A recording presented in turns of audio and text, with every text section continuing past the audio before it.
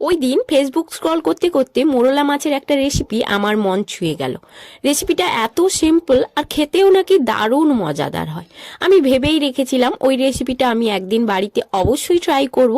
হঠাৎ কোইন্সিডেন্টলি পরের দিনই কিন্তু আমার বর মোরলা মাছ নিয়ে হাজির। আমি তো দেখে আকাশ থেকে পড়ার মতো অবস্থা।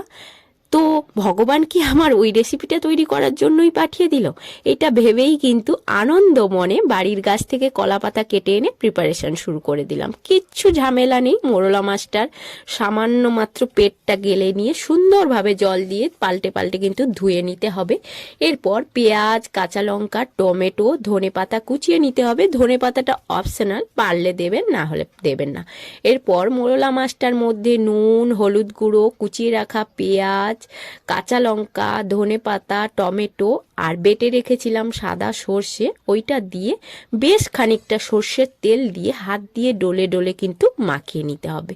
এই ম্যারিনেশনটাই কিন্তু আসল।